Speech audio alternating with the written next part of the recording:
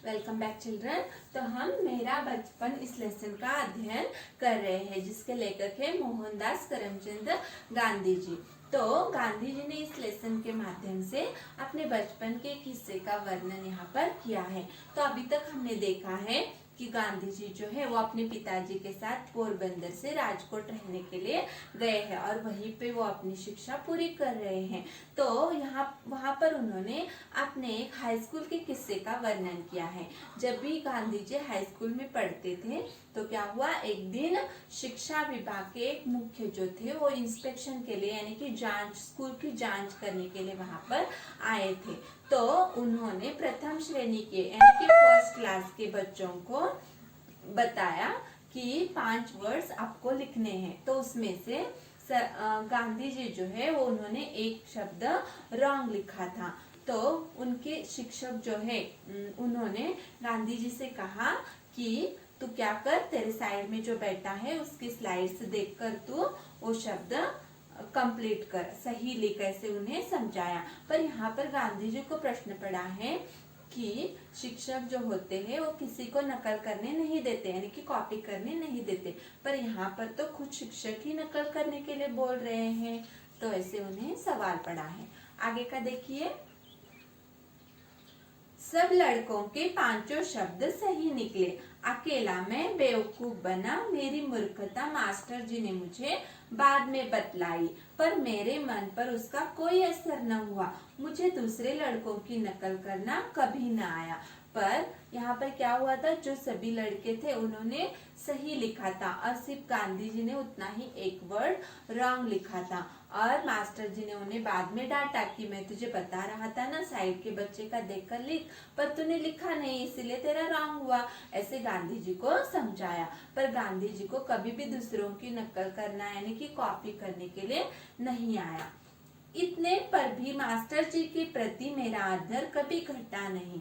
पर मास्टर जी ने ऐसे करने के बावजूद भी जो टीचर्स के ऊपर रिस्पेक्ट रहता है वो गांधी जी का कभी घटा नहीं, न घटना यानी कि कभी कम नहीं हुआ।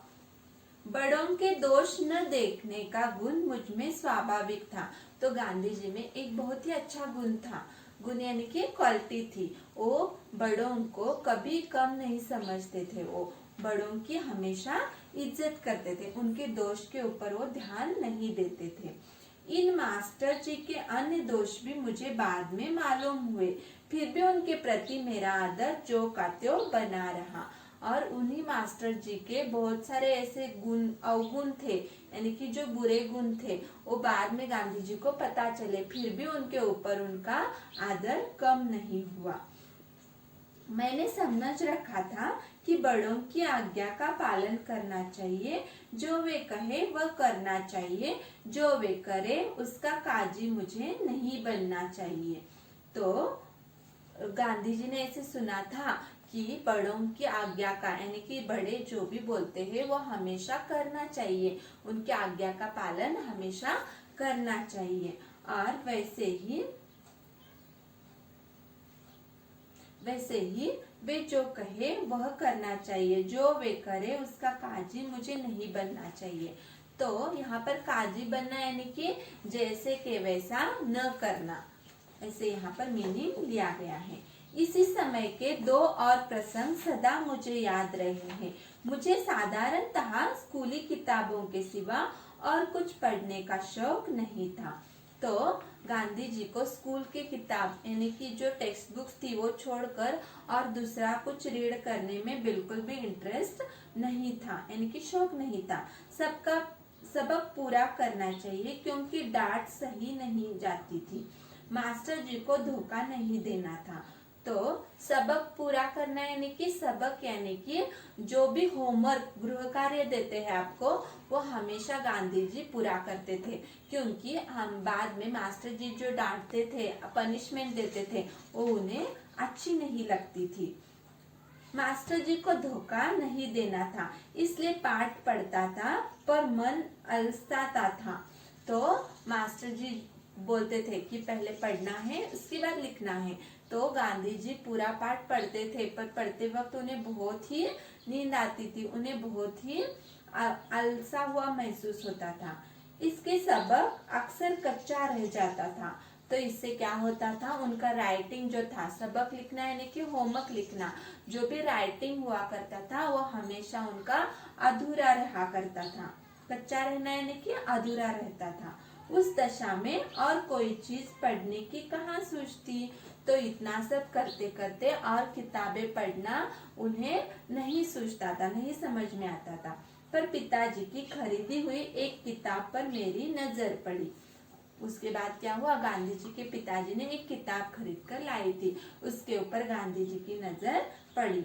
वह थी श्रवण पितृभक्ति नाटक, और उस किताब का नाम था श्रवण पितृभक्ति नाटक। उसे पढ़ने की इच्छा हुई और मैं उसे बड़े चाव से पढ़ गया। तो गांधी जी को उस बुक को देखते ही उसे पढ़ने की इच्छा हुई, यानी कि वो किताब उन्हें पढ़नी थी। तो उन्होंने वो किताब पढ़कर बड़े ही चाव से, यानी कि बड़ी ही एनर्जी से वो किताब पढ़कर खत्म की।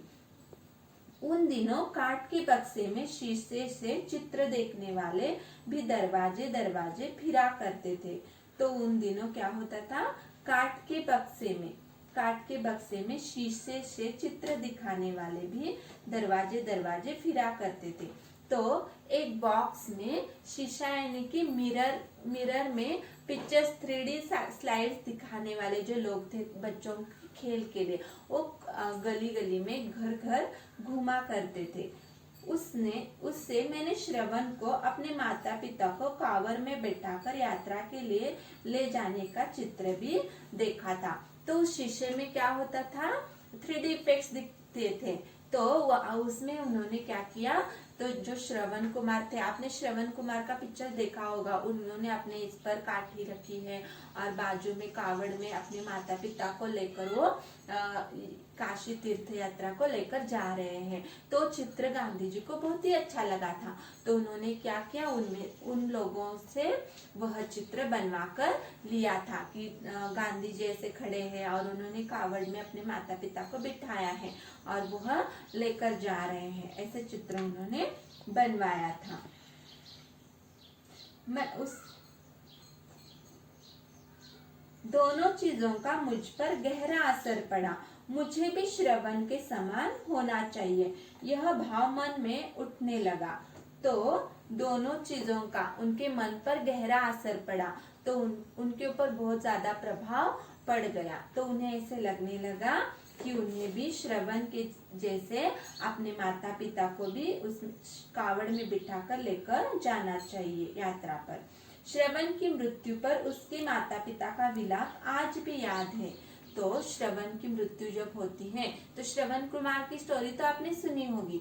तो उसमें श्रवण कुमार की जब मृत्यु होती है तो उनके माता पिता का विलाप यानी दुख, जो हमारे अंदर का जो दुख होता है उसे विलाप कहते हैं, रोना धोना, उसे विलाप कहा जाता है। इस ललित छंद को मैंने बजाना भी सीख लिया। तो ललित छंद यानी कि वो गाने में भी लिखा गया है, तो उसे गांधी जी ने बजाना भी सीखा। मुझे बाजा सीखने का शौक था और पिताजी ने एक बाजा भी दिला था। तो गांधी जी को बाजा सीखने का शौक था, यानी उन्हें अच्छा लगता था, तो पिताजी ने उन्हें एक बाजा भी लाकर दिया था। आगे का अध्ययन हम आगे के वीडियो में करेंगे। धन्यवाद।